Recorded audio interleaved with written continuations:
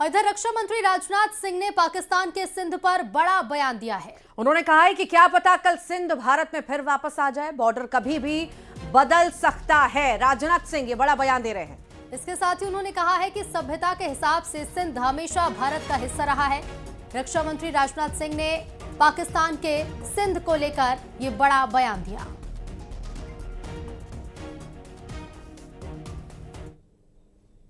मेरे बहनों भाइयों, यह भारत का हिस्सा भले ही न हो, लेकिन सभ्यतागत रूप से सिंध हमेशा भारत का हिस्सा रहेगा। और जहां तक जमीन की बात है तो बॉर्डर्स तो बदल सकते हैं, क्या पता कल को सिंध भारत में फिर से वापस आ जाए। और अब बात करते हैं मौलाना मदनी के बयान की, जिस बयान से एमपी से लेकर दिल्ली तक की सियासी माहौल जो है, सियासी माहौल गर्मा चुका है। दरअसल मौलाना मदनी ने आतंक और आतंकियों के खिलाफ हो रही कार्रवाई को धर्म से जोड़ दिया है। मदनी ने कहा है कि एक मुस्लिम न्यूयॉर्क में मेयर बन सकता है, लेकिन हिंदुस्तान के अंदर किसी मुस्लिम यूनिवर्सिटी का वाइस चांसलर नहीं बन सकता। उन्होंने कहा, देख लीजिए अल फलाह का क्या हो रहा है। मदनी के बयान पर एमपी में सियासत गरमाई। बीजेपी मदनी के खिलाफ सख्त एक्शन की मांग भी कर रही है। तो इधर कांग्रेस ने बीजेपी पर ही हमला बोला। उधर आईएएस अधिकारी नियाज खान भी शिक्षा को लेकर एक पोस्ट करते हुए नजर आए। उन्होंने एक पोस्ट किया जिसकी काफी चर्चा हो रही है।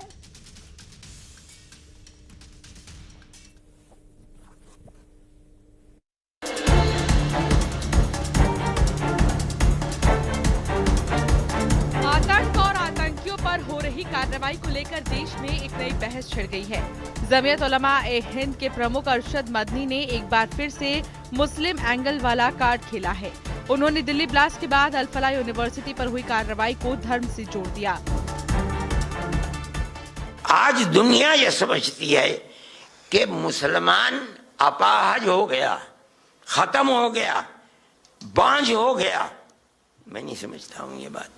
क्या बात है कि आज दुनिया का मुसलमान एक आदमी न्यूयॉर्क का मेयर बन सकता है, ममदानी लंदन के अंदर मेयर बन सकता है, एक खान हिंदुस्तान के अंदर किसी मुस्लिम यूनिवर्सिटी का कोई आदमी वाइस चांसलर नहीं बन सकता। और अगर बनेगा तो आजम खां की तरह जेल के अंदर जाएगा, इकबाल की तरह औलाद जेल में डाल दी जाएगी। आज देख लीजिए अल फलाह का क्या हो रहा है।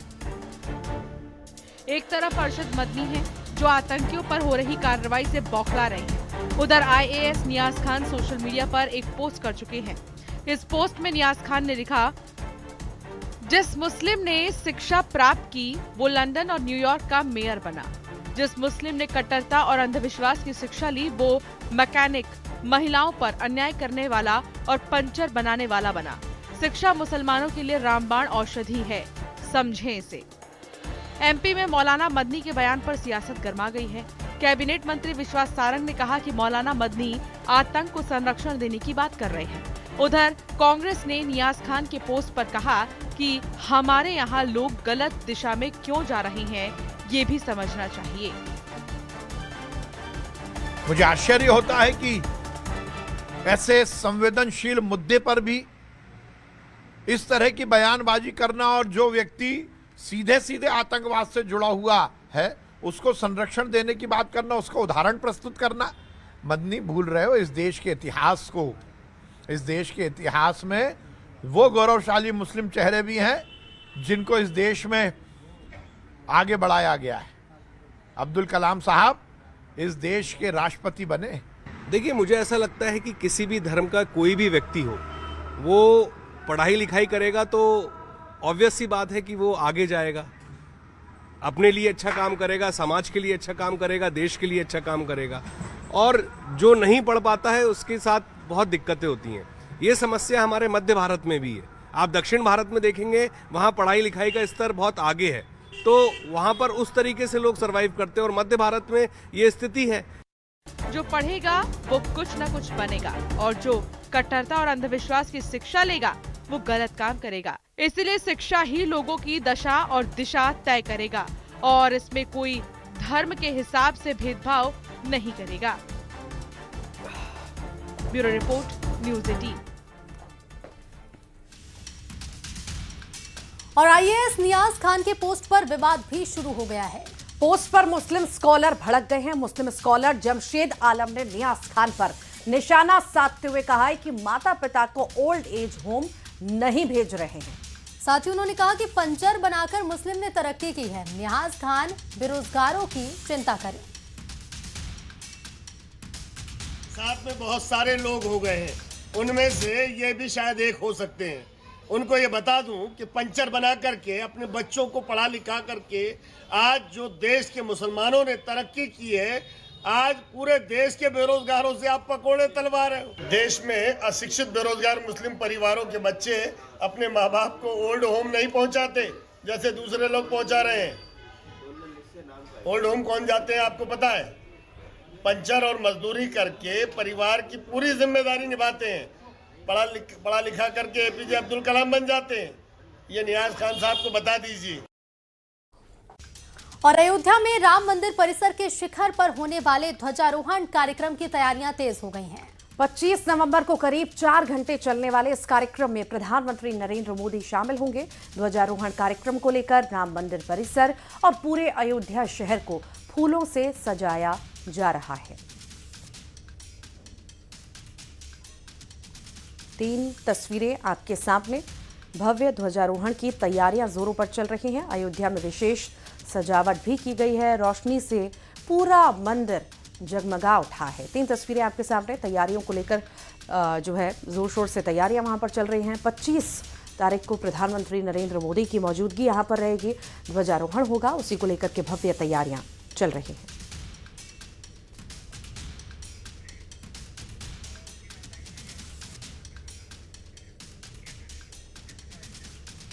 और ज्यादा जानकारी लेंगे सहयोगी संकेत मिश्रा हमारे साथ जुड़ गए हैं। संकेत, भव्य तैयारियां अयोध्या में चल रही हैं, ध्वजारोहण को लेकर के पीएम का दौरा भी है।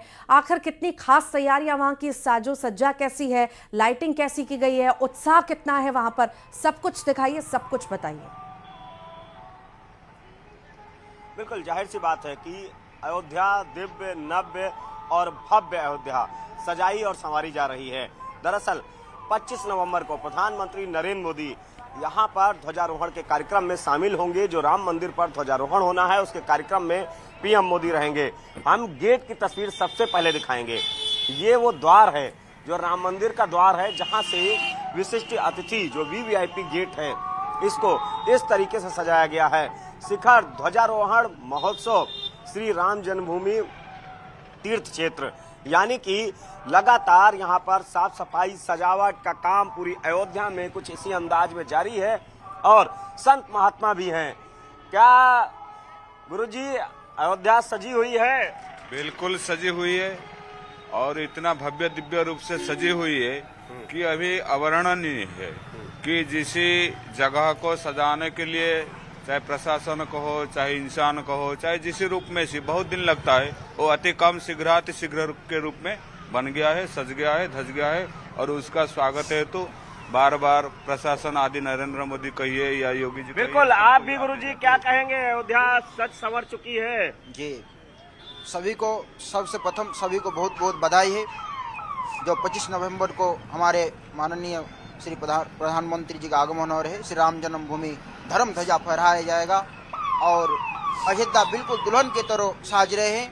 नित्य नव मंगल कौशल पूरी, नित्य नए मंगल जो है साज रहे हैं और सब तरह बिल्कुल एकदम सब सज धज के तैयार हैं और हम सब उसी के इंतजार है। अब धर्म ध्वजा केसरिया ध्वज फहराए और हमारे पूरे भारत पूरे विश्व में सनातन धर्म के लहराए। बिल्कुल केसरिया ध्वज फहराने का इंतजार हो रहा है, ध्वजारोहण का इंतजार हो रहा है।